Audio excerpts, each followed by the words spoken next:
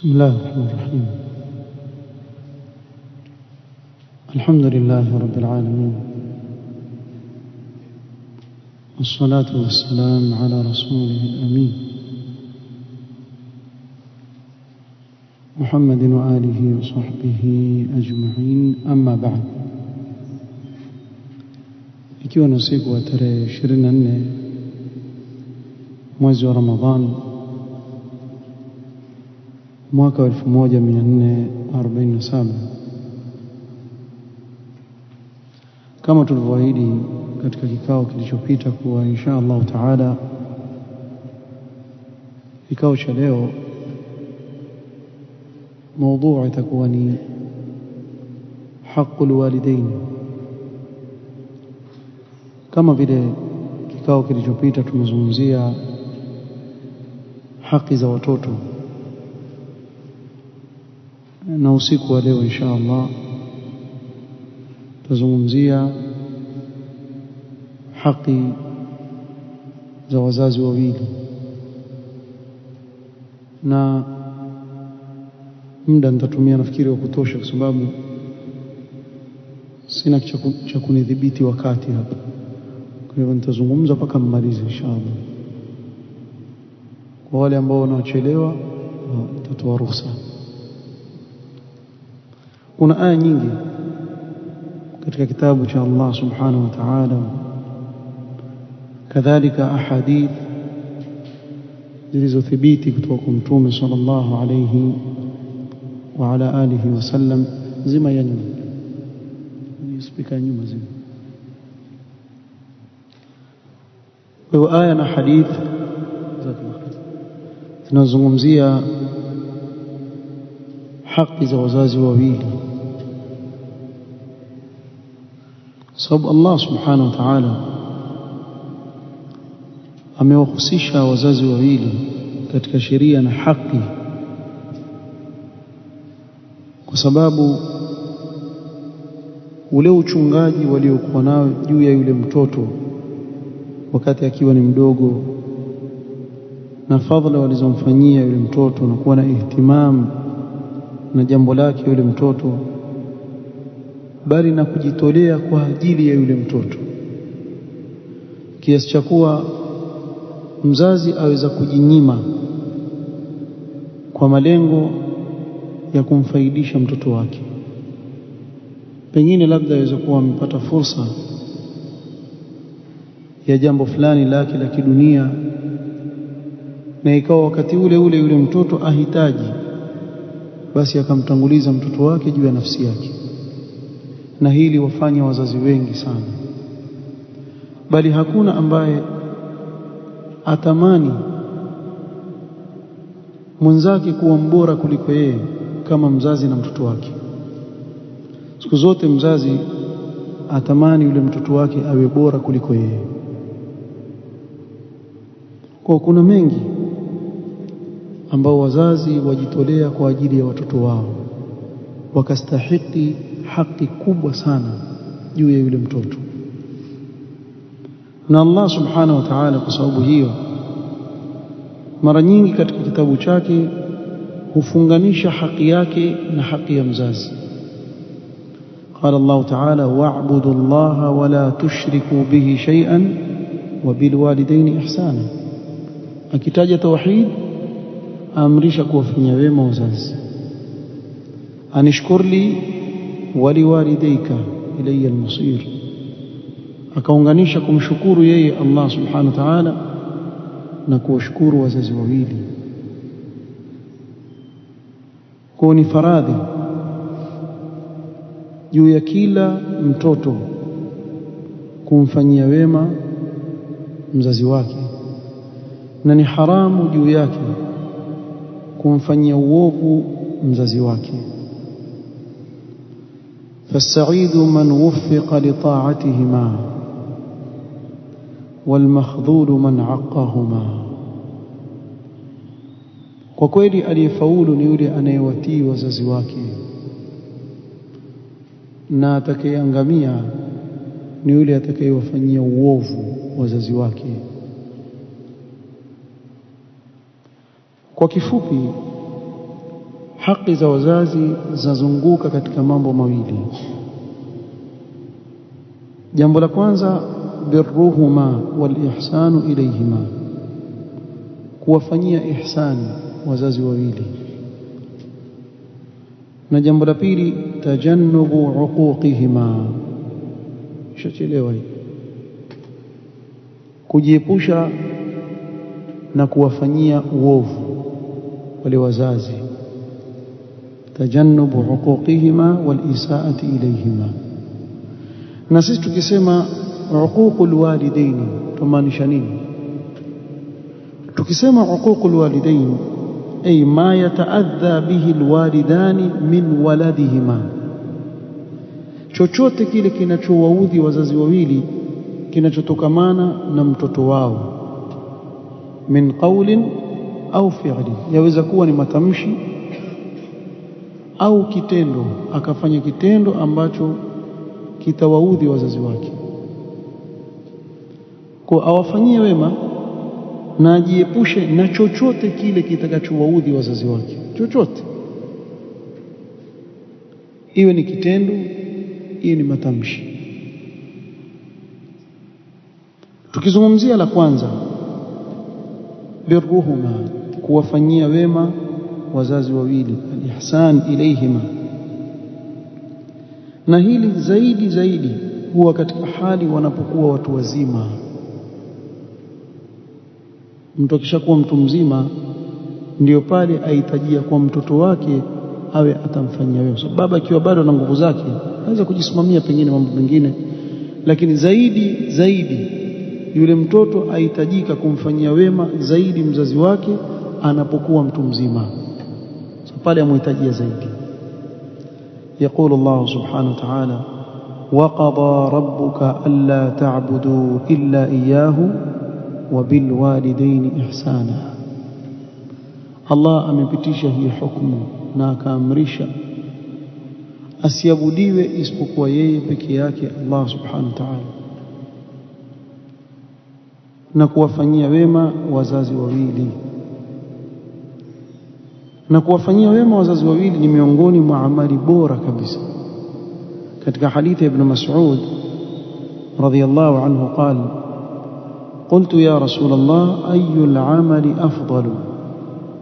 وفي رواية أي العمل أحب إلى الله؟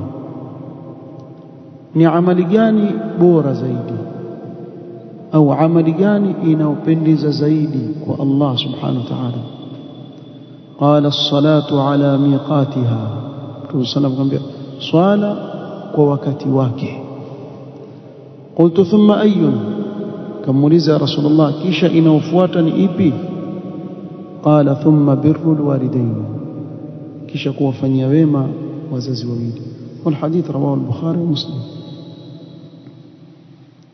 Kwa birrul walidain min a'zami al-a'mal, kuwafanyia wema wazazi wawili ni katika amali zilizokuwa bora kabisa, kiasi cha kuwa kule kuwafanyia wema wazazi ni sababu ya mja kuridhiwa na Allah subhanahu wa ta'ala, kama vile kuwakosea na kuwafanyia uovu wazazi ni sababu ya kukasirikiwa na Allah subhanahu wa ta'ala. Katika hadithi ya Abdullah ibn Amr ibn al-As radiyallahu anhuma anna an-nabiy sallallahu alayhi wasallam qala: ridha ar-rabbi fi ridha al-walidi wa sakhatu ar-rabbi fi sakhati al-walidi. Radhi ya Mola mlezi iko katika kuridhia mzazi, kama vile hasira na ghadhabu za Allah subhanahu wa ta'ala zipo katika hasira na ghadhabu za mzazi. Hii hadithi lau kama mtu ataizingatia makini, ni maneno ya hatari sana yamezungumzwa hapa. Yani maana haya maneno ni kuwa wakati unapomwona mzazi wako afurahishwa na vitendo vyako, jua pia Allah subhanahu wa ta'ala yuko radhi na wewe. Na wakati mzazi wako anapokukasirikia, basi wakati ule ule, maadamu amekukasirikia kwa haki, hili pia lieleweke, isije kawa amekukasirikia kwa sababu amekutuma sigara ukakataa. mwanangu kanunulia sigara, kwa baba hii haifai na mimi sifai kukutii wewe katika kumaasi Allah subhanahu wa ta'ala. Mwana walana hiyo, lana hiyo aichukue achoche na sima akaile, haikufikii. Sio si lana hiyo, lana katika maasi, wala isikutie wasiwasi eti babangu amenilani kwa sababu mimi nimekataa kumletea bangi, kumletea marungi, kumletea pombe. Katika hilo sinti la ta'ata li makhluq fi ma'siyati al-khaliq. Ingawa usimtolee ujeuri kwa maneno mazuri tu, nitume mengine, lakini katika hili mimi sitoweza, huku ni kumaasi Allah. Siwezi kumaasi Allah katika kumtii mtu. Sasa hata akikasirika, hatukusudia sira hiyo hapa tukusudia amekasirika kwa haki. Mwanangu nenda dukani bwana kanunue mkate. Mwaniona mimi tu hapa nyumbani, watu wengine mbona hawatumwi? Akakasirika yule mzazi. Wallahi wakati ule mzazi wakasirika, na Allah shakukasirikia wakati ule. Yule mzazi kuwa na hasira dhidi yako, ujue pia Mola wako amekukasirikia. Maneno ya Mtume sallallahu alaihi wasallam, wa sakhatu rabbi fi sakhati alwalidi. Kwa hasira za Allah subhanahu wa ta'ala zipo katika hasira za yule mzazi. Anapokasirikia na Allah kukasirikia, anapokuwa radhi na wewe basi Allah subhanahu wa ta'ala yuko radhi na wewe, na Allah akiwa radhi na wewe huwezi kupata tabu. Wa ridwanun min Allahi akbar, hakuna zaidi ya kupata radhi za Allah subhanahu wa ta'ala. Hata watu wa peponi hakuna kikubwa watakachopewa zaidi ambacho ni kheri na neema kubwa kama Allah kuwaridhia. Na ndio maana watakapoulizwa na Mola wao subhanahu wa ta'ala, turiduna shay'an azidukum, qalu an qad radina farda anna. Wao wanachokiomba ni radhi za Allah subhanahu wa ta'ala, kuwaridhia wao. Allah akikuridhia hupati tabu bana, hupati dhiki katika maisha yako. Na Allah akikukasirikia usiulize ile tabu utakayoipata. Ndio waona kuna watu kila anachokifanya hakifaulu, kila jambo analolifanya halifaulu, kumbe mzazi wake hayuko radhi na yeye. Na hata watu wa kawaida wajua, yule bwana akakosa radhi za mzazi wake bwana, ndio maana apata tabu. Na naam, utapata tabu sana, kwa sababu kukosa radhi za mzazi ni kukosa radhi za nani? Allah jalla fi ula. Na hapa ndio utaona umuhimu na uzito wa hili jambo. Kuwafanyia wema wazazi ni katika tabia za mitume na watu wema.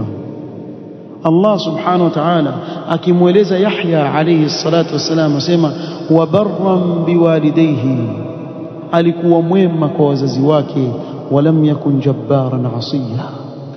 Na mtu yoyote ambaye ni muovu kwa wazazi wake utamwona ni jabbar, asi, jitu ovu. Afikia kijana bwana anaweza kumwona aminyana na babake mzazi aliyemzaa.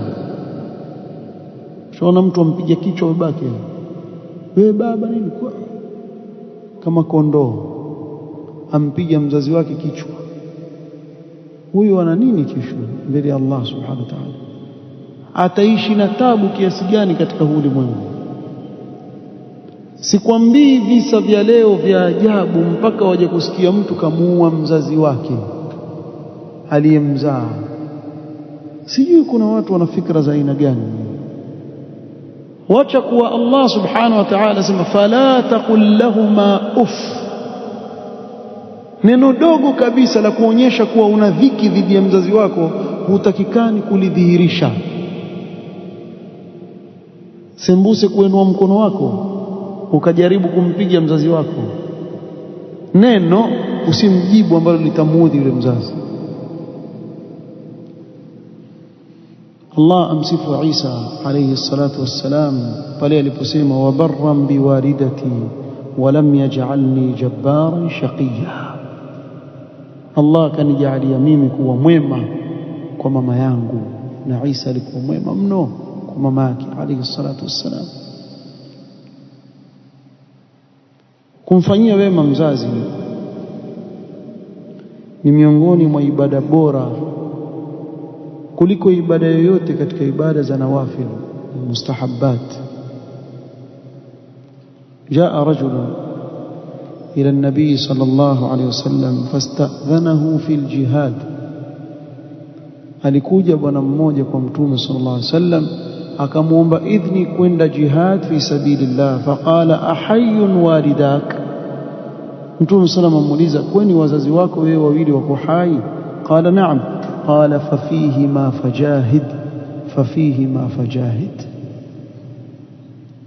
ay istafrigh juhdaka fi birrihima wal ihsan ilayhima, jibidishe sana, rudi nyumbani, jibidishe sana katika kuwafanyia wazazi wako wema, ni bora kuliko hicho unachoniomba idhini nikupe.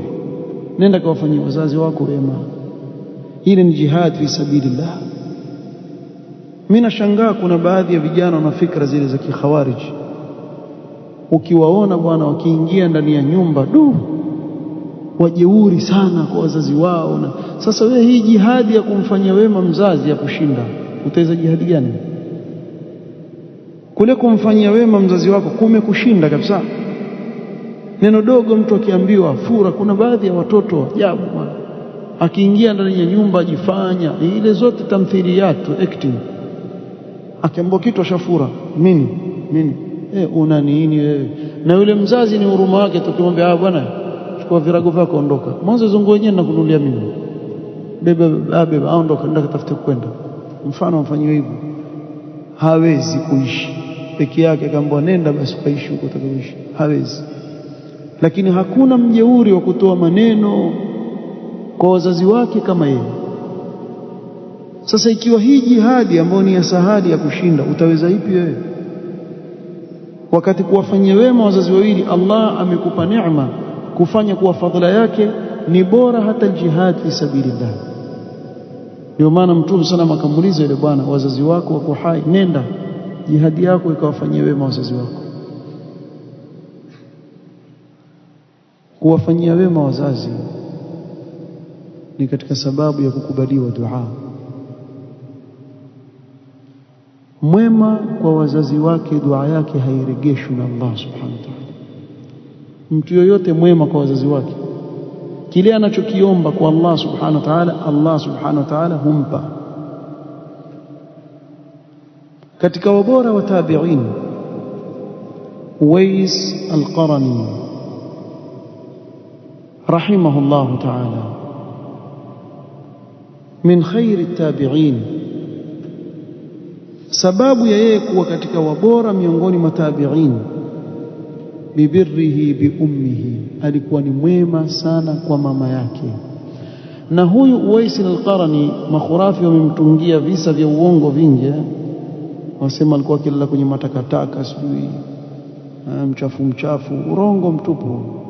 Ana wazimu alala kwenye takataka, nakatafute nini?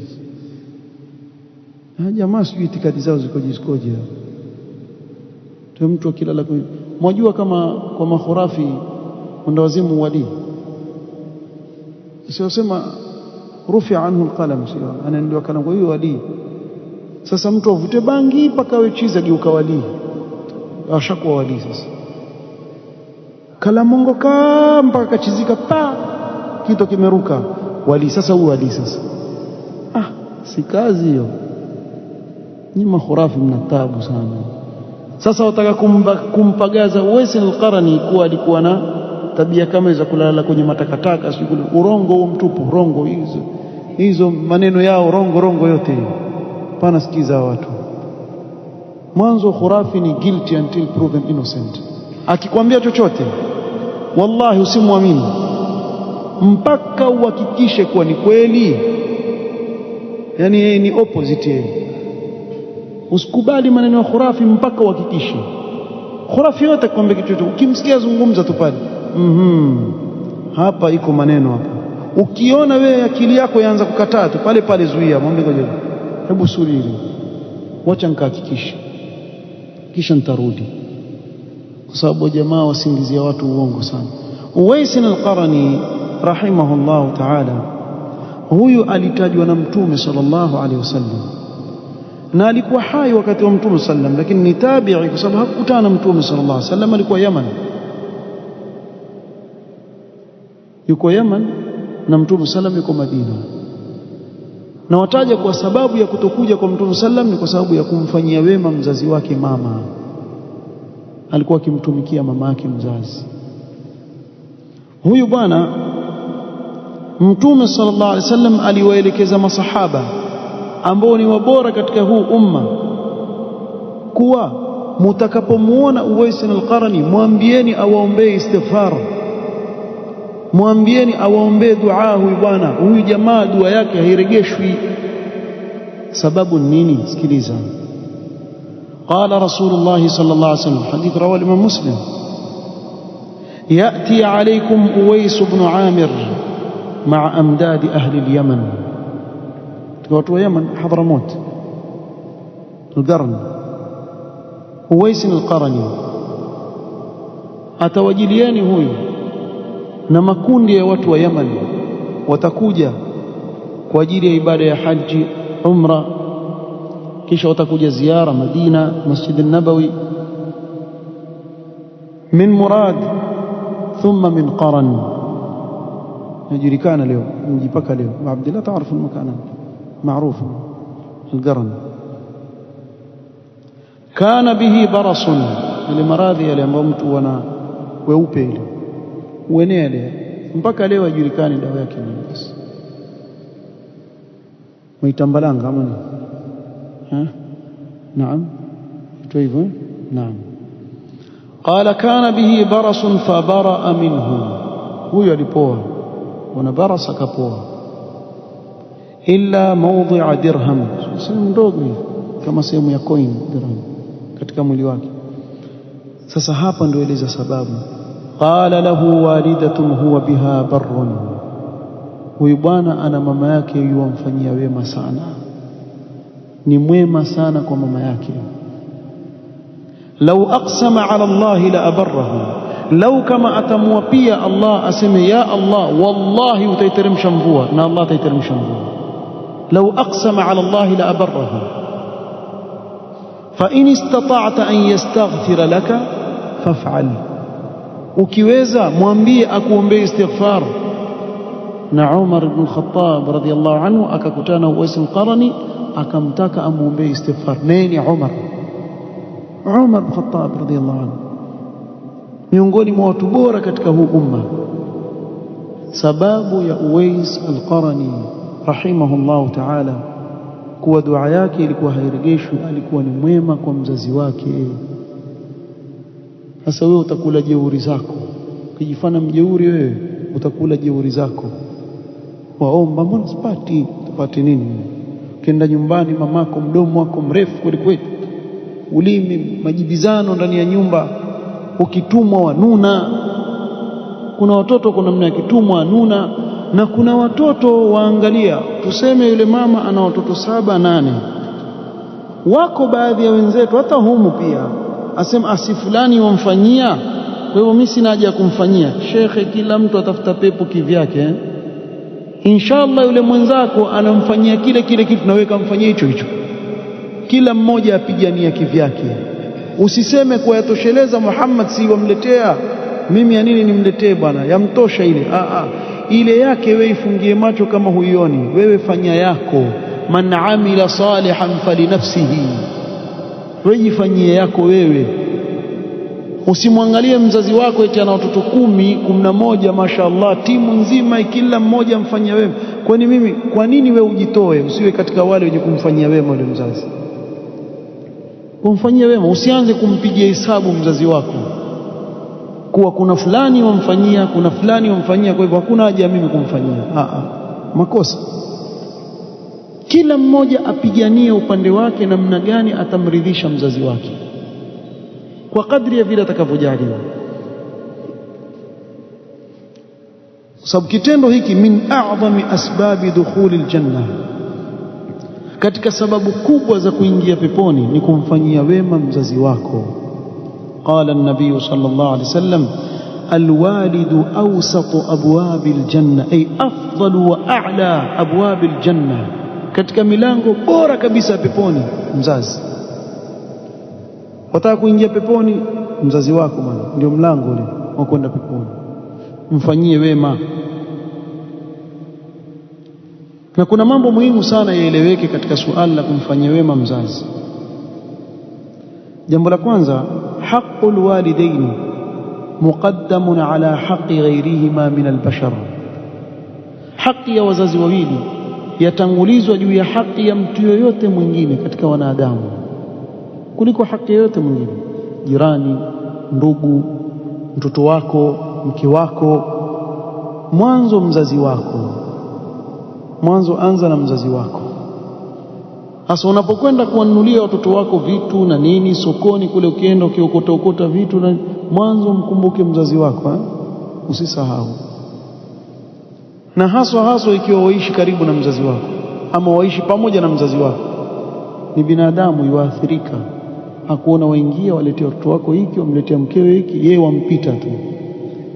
Yeye akiuliza kumbebwa nini hapo kwenye mfuko, ajibiwa jeuri. Watakia nini mama? Mchawi siku hizi nini? Uliza sana. Kuna watu wajibu wazazi wao vibaya. Wallahi kuna watu wana midomo michafu. Sasa haki ya kwanza kabisa mwanzo ni mzazi wako kabla ya chochote kile. Na katika wazazi wawili, haqqul muqaddamun ala haqqil ab. Haki ya mama imetangulizwa juu ya haki ya baba bil ijma', kwa sababu mama aliyobeba ni makubwa sana. Na wewe lau kama utakaa makini, wewe mwanamume na mke wako na watoto wako, hebu muangalie vizuri yule mke wako yapumzika lini. Na hasa ukiwa una watoto wadogo, tafuta siku ya ofu yake uichague. Wajua mama yofanya kazi masaa 24, wakati wowote anapohitajika na yule mtoto yuko available yeye. Akilia usiku, akilia mchana, akilia wakati wote, yule mama yuko pale. Kama atamnyonyesha, kama atampa dawa, kama atamlisha, kama atamfanya nini, daima yuko macho tu. Kulala kwake kwenyewe kutegemea huyo mtoto atalala vipi. Ikiwa yule mtoto atalala ndio atalala, hakulala siku hiyo na yeye halali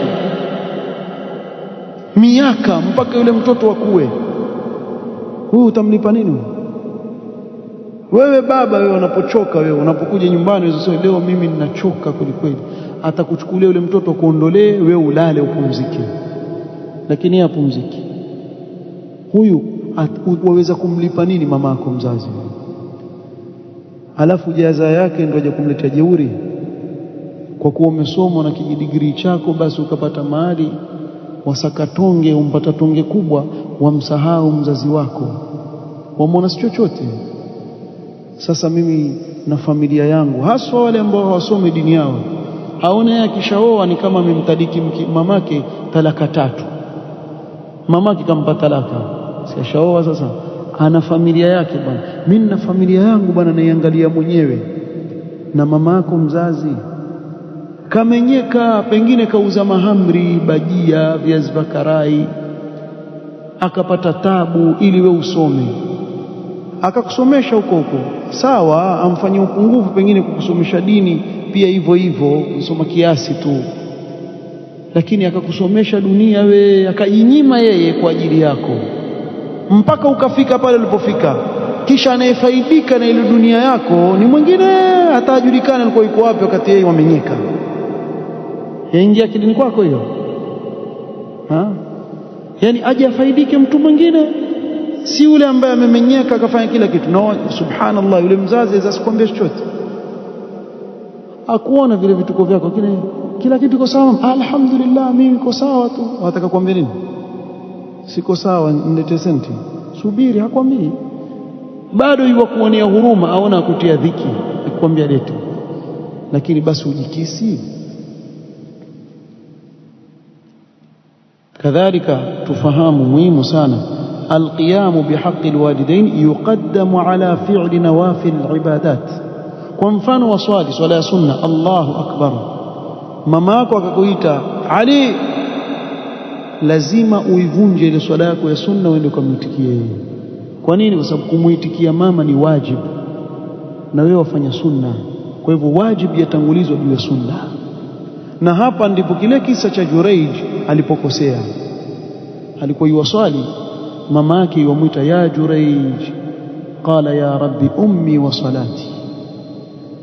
Na hapa ndio kuna hatari ya mtu kutojua kupima jambo gani lina uzito zaidi. Kwa ibada yoyote ya sunna ikigongana na kumtii mzazi wako, kinachotangulia ni kumtii mzazi wako kabla ya ibada yoyote ya sunna, sababu kumtii mzazi wako ni wajibu, na hiki unachokifanya ni mustahab. Kwa huwezi kutanguliza mustahab ukaiwacha ile ambayo ni wajibu juu yako. Kadhalika yajibu ta'atu alwalidaini fima fihi naf'uhuma wala darara ala alwalad. Lakini atakatafahamu ni wajibu kumtii mzazi wako katika jambo ambalo lina manufaa na wao na halina madhara kwako, hata wakiwa wale wazazi wawili ni mafasik, ni makafiri, ni washirikina, ni wajibu juu yako kuwafanyia wema. يقول الله سبحانه وتعالى وإن جاهداك على أن تشرك بي ما ليس لك به علم فلا تطعهما وصاحبهما في الدنيا معروفا. Angalia hawa wafanya bidii ili wewe uingie kwenye shirki. Allah akwambia usiwatii katika hilo, lakini tangamana na wao kwa wema katika mambo yako ya kidunia, hata kama ni mushrik, hata kama ni fasik, hata kama ni mubtadi'. Allah amekupa mtihani, babako khurafi kweli kweli, haina shida, wewe mfanyie wema, usimtii tu katika yale mambo ambayo si sawa kisheria, lakini ni wajibu umfanyie wema, ukae na yeye vizuri, umtii mzazi wako mpaka mwisho. Sema wewe mmemjaribu kila njia, nifikiria mawahabi wakorofi, kumbe si mkorofi bwana. Wacha aseme hivyo mwisho, lakini ndio fikra hizo wanazopewa kule. Sababu mtoto wako peleka kule atakuja ana adabu bwana. Kwa nini bwana? Hata ukawa vipi pia wewe, maadamu ni baba yako mzazi, una uwajibu wa kumfanyia wema yule mzazi vile atakavyokuwa. Kadhalika yajibu ala alwalad almustati' alinfaq ala alwalidain inda hajatihima. Ni wajib, si khiyari, kwa mtoto mwenye uwezo kuwasimamia wazazi wake wakati wa muhitajia. Ni wajibu juu yake kuwasimamia. Na Mtume sallallahu alaihi wasallam akatuma anta wa maluka li abika.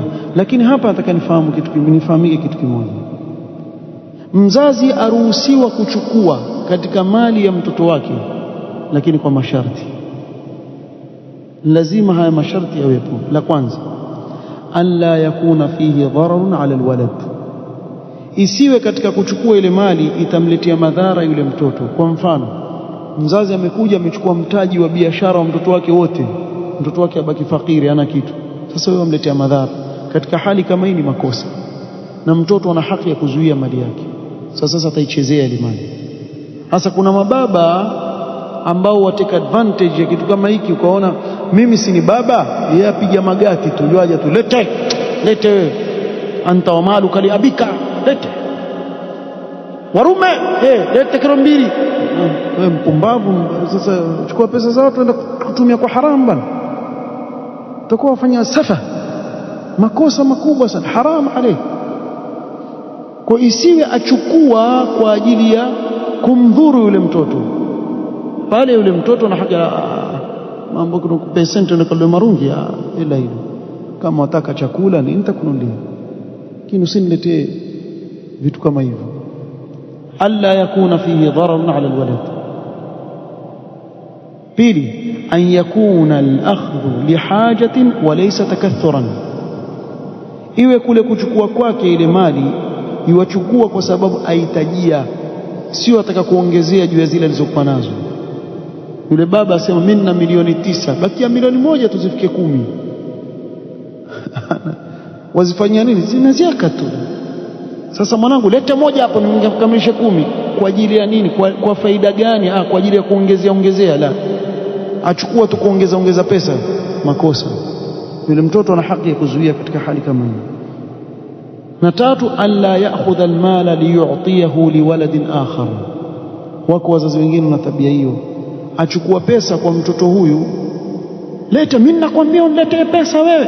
Unaweza muona mama yuadia, lete, huna adabu. Alafu akimpa zile pesa, akimpa tu pale, akipiga kona ashika, si nikwambia naweza kuzitoa, ampa ndugu mwingine. Sasa yule yuaona kile kitendo cha kufanya, mimi ninapokonywa mimi pesa zangu kisha iwapewa yule.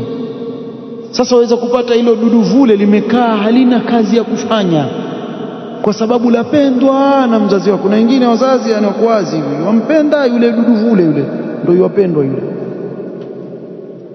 Sio kwa nini tena yule muovu yule ambaye hana kazi wala kazi yake kula marungi nini hivi, anasanasa ndio huwa yuwapendwa. Ama mjaona nyinyi kama hiyo iko hiyo? Sasa hana kazi ya kufanya, mama anazo yule bwana, mshike akupe. Tena yule mcha Mungu yule, ukimwambia tu atatoa. Basi yule mama maskini kwa udhaifu wake, mwanangu njoo, nataka 10,000. Za kazi gani mama? Sijui zimekuletea hiki. Mimi siko na radhi na wewe kama utoi hizo 10,000. Basi maskini yule, bwana mama shika. Akishika kwa chini yampe yule mwingine, shika. Haram, la yajuz, haifai.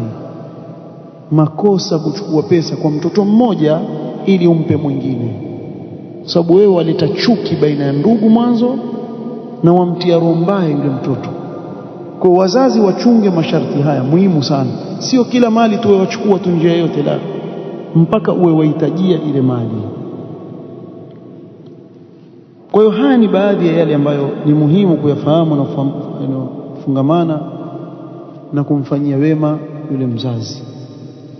Miongoni mwa tabia mbaya ambazo atakikana mtoto ajiepushe nazo na mzazi wake, hiddatu nadhari ilayhima.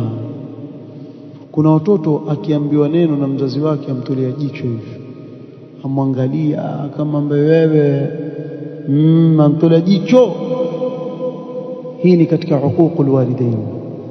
Kule kumtolea jicho mzazi wako ni kitendo kinachomuudhi yule mzazi na kuonyesha madharau kama wewe uko juu yake.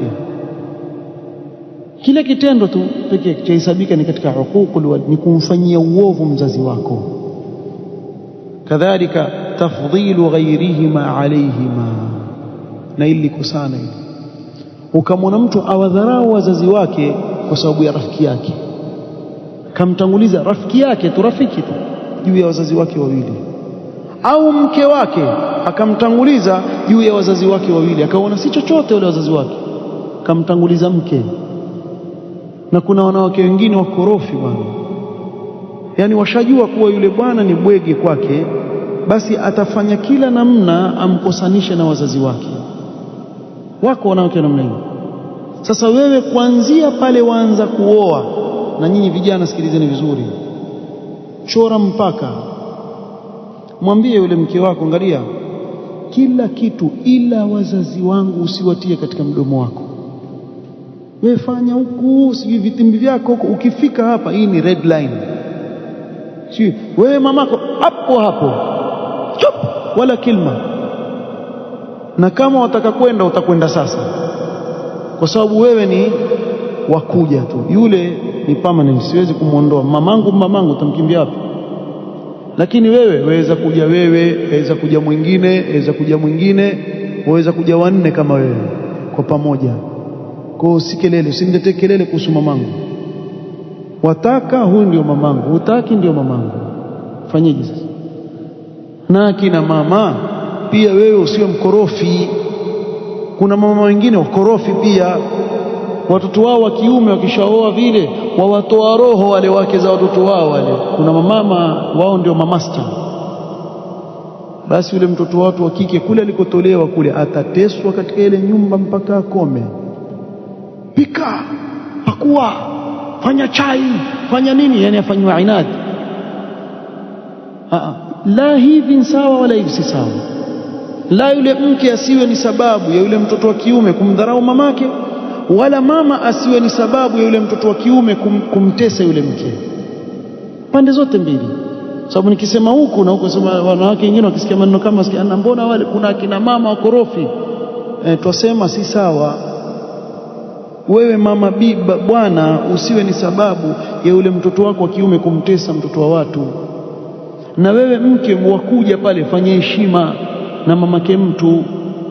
Aweza kuwa maskini yule mama maridhia, hana maneno, lakini hivyo hivyo wewe ukatia maneno kwa yule mtoto wa kiume mpaka akakosana na mzazi wake, makosa. Na wewe mtoto wa kike unapomuona yule bwana amejisahau katika kumfanyia wema mzazi wake, mwelekeze. Usimsahau na mamako, mnunulie zawadi, mfanyie hivi, mfanyie kile, mkumbushe. Wallahu almusta'an. Kadhalika miongoni mwa maovu makubwa zaidi, darbuhuma, kuwapiga wazazi wawili. Mtu aweza kushangaa, naam, yatokea kuna baadhi ya watoto mpaka wataka kuwapiga wazazi wao. Wacha sikwambii matusi, mpaka kupigana na wazazi wao.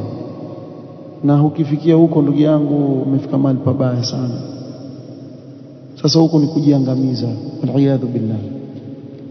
Mtume sallallahu alaihi wasallam asema, inna min akbari alkabairi an yal'ana ar-rajulu walidayhi, katika madhambi makubwa ni mtu kuwatusi na kuwalani wazazi wake. Masahaba walishangaa sana. Qila ya Rasulullah, wa kaifa yal'anu ar-rajulu walidayhi, vipi mtu atawatukana na kuwalani wazazi wake, vipi? Kwa sababu wakati wa jahiliya pia walikuwa wakijifakhirisha na baba zao. Unaona, mpaka Allah sema fadhkurullaha kadhikrikum abaakum au ashadda dhikra, kwa sababu walikuwa wakikaa kila mmoja jifakhirisha na babu zake na wazazi wake. Hata wakati wa jahiliya walikuwa wakiwaheshimu wazazi wao.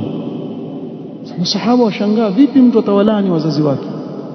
Qala yasubbu ar-rajulu aba ar-rajul, mwana mtu amtukana babake mwingine. Fayasubbu abahu, na yule yomregeshea yomtukania yeye baba yake. Wayasubbu ummahu, na pengine akaongeza na kumtukana na mamake. Aliyekuwa chanzo cha baba yake na mamake kutukanwa nani? Ni yeye alipomtukana babake fulani. Mnifahamu vizuri? Kwa hiyo waweza kuwa si wewe uliyewatukana wazazi wako, lakini umemtukania mwenzako wazazi wake, yeye akakuregeshea, ikawa wewe ndiyo chanzo cha kuwatusi wazazi wako, ukahesabiwa kile kitendo umekifanya wewe, kwa sababu wewe ndiyo msababishaji. Kwa hiyo hiki kitendo kiovu sana, kuwatusi wazazi. Wengine ikafikia mpaka kutaka kusimama na mzazi wake, ataka kupigana naye. Nikasema huyu sasa amefikia hali ambayo khalas, baada ya hapa kuna nyingine. Kuna wengine mal'uni tu, aingia kwenye laana wal iyadhu billah, sallallahu alaihi wasallam. Kwa kifupi, kwa haraka, haya ndio yanaofungamana na jambo la kuwafanyia wema wazazi, na ni juu ya vijana kuchunga sana haki za wazazi wao, hasa katika hii asri ambayo tuishi. Kesi zimekuwa nyingi sana za wazazi kuwashtaki watoto wao kutowatii, na maal asaf, mimi naweza kusema kama mfano, mimi ni imamu hapa msikitini, katika zile kesi zote nilizoziona sijawahi kuona kesi ya mtoto wa kike kuwa muovu kwa wazazi wake. Kila kesi inayokuja watoto wa kiume, sijui kwa nini, ambapo yeye mtoto wa kiume ndio atakana awe msimamizi wao. Ndio mara nyingi zile kesi zinazokuja za watu kuwafanyia uovu wazazi wao, mara nyingi haja kwa watoto wa kiume. Hawana huruma wengi wao, riyadhan billah. Hebu tuamkeni jamani, usipomfanyia mzazi wako wema, wewe utamfanyia nani wema?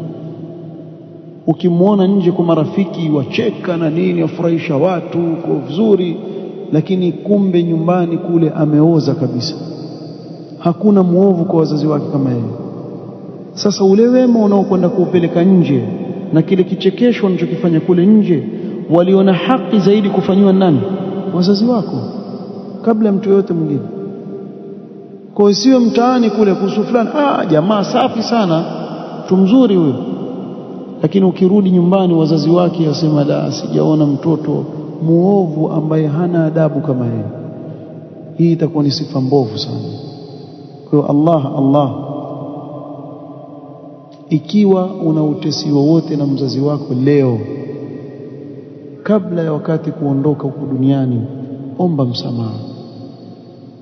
Pengine niwape homework, nafunga kikao, kila mmoja kama mzazi wake uko hai, hebu muulize, baba, wewe uko radhi na mimi kweli?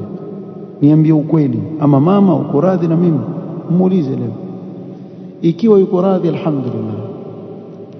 Ikiwa hayuko radhi, muombe msamaha, badilika, fungua safha mpya, anza kuwa mwema kwa wazazi wako, utabarikiwa katika mambo yako yote unayofanya kidunia na kidini.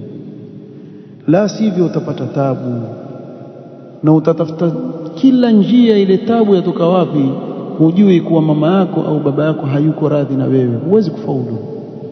Na ikiwa hayuko radhi kwa haki, basi mwanangu, huwezi kufaulu, huwezi kufaulu mpaka awe radhi, kwa sababu radhi za Allah ziko katika kuridhika kwa wazazi wako, na hasira za Allah ziko katika kukasirika wazazi wako. Sasa wewe mwenyewe ni mlango utakaopeleka peponi, au ukiuvunja ukawa ni mlango utakaokuelekeza katika moto wa jahannam, iyadhan billah. Subhanakallahumma wa bihamdika ashhadu an la ilaha illa anta astaghfiruka wa atubu ilaik. Barakallahu fikum.